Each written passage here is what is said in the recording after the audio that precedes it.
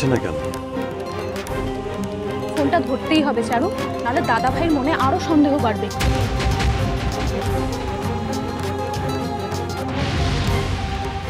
Hello hello hello, আমি আর্য বলছি। হ্যাঁ আর্য বাবু বলুন। আচ্ছা, চন্দ্রিমা এখন কেমন আছে? আমি আসলে শ্বশুর বাবুর কাছ থেকে শুনলাম উনি স্কুলে গিয়ে নাকি অসুস্থ হয়ে পড়েছিলেন। হ্যাঁ এখন আগের থেকে ভালো আছে। বেশ, আচ্ছা আমি ওনার সাথে একবার কথা বলতে পারি? চারু তুমি ফোনটা না ধরলে দাদা ভাই আরো সন্দেহ করবে। হ্যাঁ আমারও তাই মনে হয়, অমৃতা ঠিকই বলছে। হ্যাঁ ধরুন আপনি, আমি দিচ্ছি চন্দ্রিমাকে। এই নাও চন্দ্রিমা, কথা বলো। হ্যালো হ্যালো চন্দ্রিমা, আপনি বাড়ি ফিরেছেন? হ্যাঁ একটু আগেই ফিরেছি।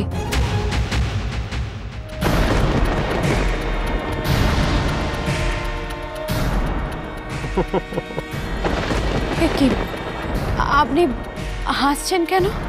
না না, এমনি। আসলে এত সহজে আপনি আমার কথা ঠিক উত্তর দেবেন সেটা আমি ভাবিনি। এতে ঠিক বেঠিকের কি আছে?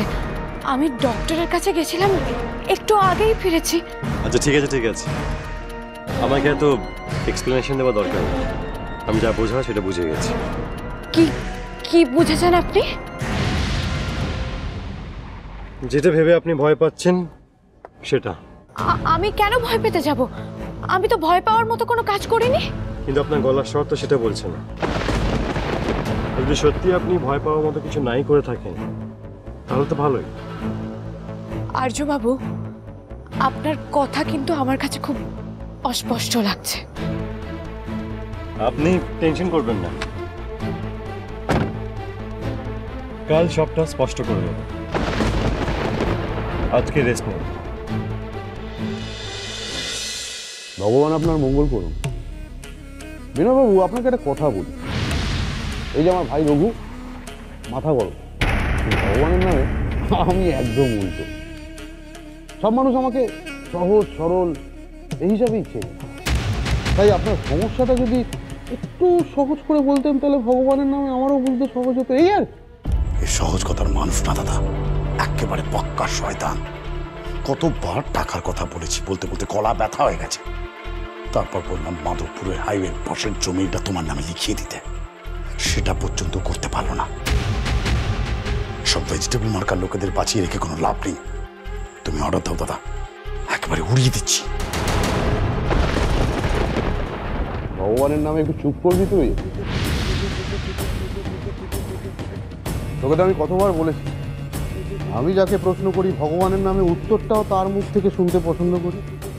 সরি দাদা। বিনয়বাবু, এবার আপনি বলুন তো, আপনি জমিটা লিখিয়ে আনতে পারলেন না কেন? আমি তো জানি না জমিটা কার নামে আছে। একটা অন্য লোকের জমি আমি আপনার নামে কি করে লিখিয়ে আনতে পারি? বিনয়বাবু, ভগবানের নামে আমি কিন্তু মিথ্যে কথাটা একদম সহ্য করতে পারি না। আমি কাউকে মিথ্যে কথা বলিনি। তাই নাকি? আজকে মহাভারত লেখা হলে তো ওই যুধিষ্ঠিরের জায়গায় আপনার নাম লেখা থাকতো মশাই। সত্যি আপনি মিথ্যে বলেন না? বুকে হাত রেখে বলুন তো, আজ পর্যন্ত আপনি আপনার পরিবারের কাউকে মিথ্যে কথা বলেননি? বিনয়বাবু, আপনার এই কথাটা কিন্তু ভগবানের নামে আমি বিশ্বাস করতে পারছি না।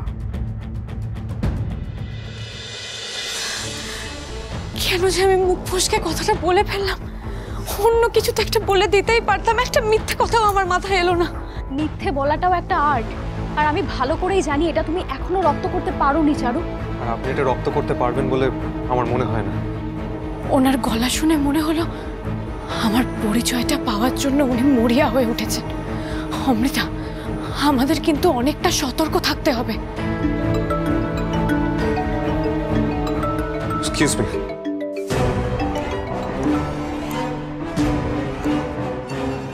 আচ্ছা চারু, একটা সত্যি কথা বলো তো, দাদা ভাই যে তোমাকে এইভাবে মরিয়া হয়ে খুঁজছে, এটা তোমাকে আনন্দ দিচ্ছে না? মানে মানে আজ এই সন্দেহ, জেরা, খোঁজ সবটাই তো তার চারুকে ঘিরে, তাই না? হ্যাঁ মানছি এখানে রিস্ক আছে, কিন্তু এই ভয় লাগার মধ্যেও তোমার কি কোথাও কোনো ভালো লাগা মিশে নেই?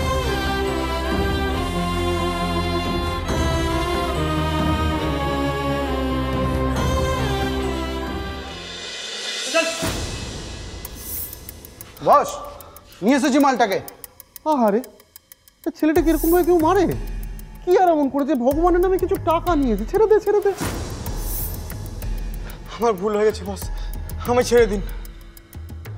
বস দুবাই গিয়ে লুকিয়ে আমাদের চোখে ধুলো দিয়ে বসেছিল। বোকা ছেলে।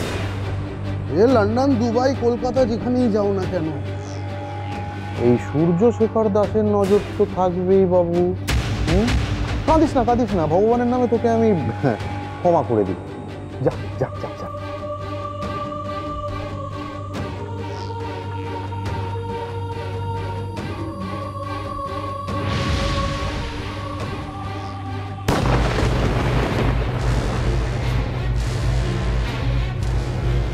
সঠিক জিনিসটা ভগবানের নামে সঠিক জায়গায় ধরতে শেখ রঘু।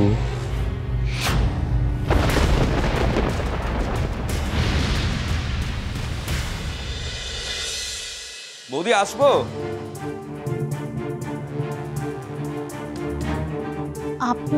আপনাকে তো ঠিক চিনলাম না।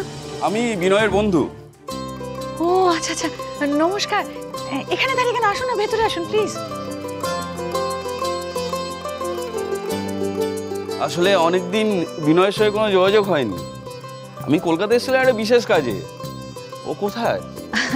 আসলে বিনয় বাড়িতে নেই, ও আজকে সকালে শিলিগুড়ি গেছে ওর বন্ধুর বাড়িতে। শিলিগুড়ি? আমার কাছে? আমাকে তো ফোন করেনি। আর আমার বাড়ি চিনবেই বা কি করে? আগে তো কখনো যায়নি আমার ফোনে। না না, ও তো শিলিগুড়ি এর আগেও গেছে। না, গেলে তো আমি জানতে পারতাম। আর যদি যাই এবারই ওর প্রথমবার যাওয়া হবে শিলিগুড়ি। শিলিগুড়ি প্রথমবার?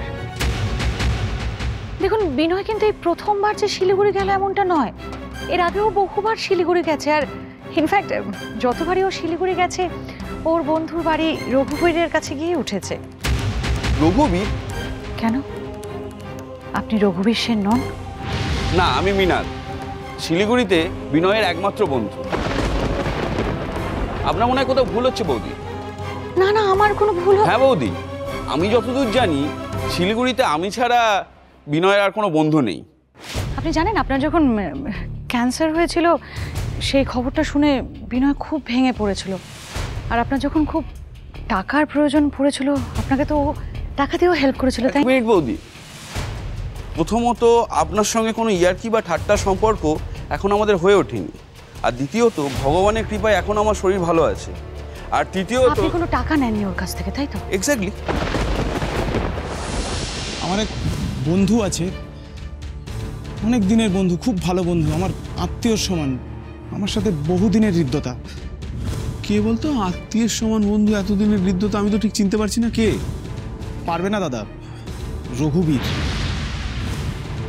বিদেশে ব্যবসা করতো, হঠাৎ জানতে পারলো ক্যান্সার। তাই এই খরচাগুলো জোগাড় করতেই এদিক ওদিক ছুটে বেরিয়েছি। আর আমার কিছু বন্ধু বান্ধব আছে, তারা কিছু টাকা জোগাড় করেছে, সেটাই ওকে দিতে শিলিগুড়ি গিয়েছিলাম। আর আমি খামোকা বাড়ি বয়ে এসে আপনাকে মিথ্যে কথা বলতে যাবো কেন? যাই হোক, আমি এখন আসি। বিনয় আসলে বলবেন ওর শিলিগুড়ি বন্ধু মৃণাল এসেছিল। নমস্কার।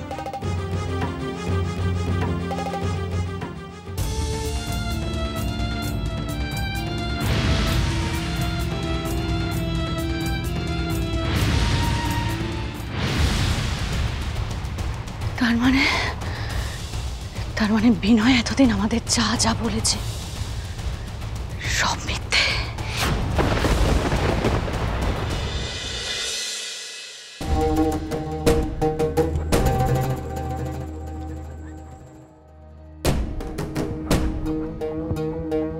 ভগবানের নামে ও কেন মরল বলুন তো বিনয়বাবু? টাকা? আমায় মিথ্যে কথা বলেছিল বলে। পরের গুলিটা এটাকে ঝাঁঝরা করে দাও দাদা। রঘু, ভগবানের নামে বিনয়বাবুর সঙ্গে আমাদের কত বছরের সম্পর্ক বলতো? সামান্য কোটি টাকার জন্য মেরে দেবো? যা, তা হয় না। আরে যখন যখন চেয়েছি উনি টাকা দিয়েছেন। আমাদের সম্পর্কটা আরো গভীরে নিয়ে যেতে হবে রঘু। আত্মীয়তা বাড়াতে হবে। রঘু, বিনয়বাবুর মুখটা একবার দেখ, কিরকম মায়া লেগে আছে মুখে চোখে। কি সুন্দর বউ বাচ্চা নিয়ে সংসার করছে। কষ্ট দিতে কষ্ট হয় না? আচ্ছা বিনয়বাবু, ভগবানের নামে আপনি বলুন তো, আপনার প্রাণের মানুষটিকে? ও না, আপনার বাচ্চা? ঝিরে বাতি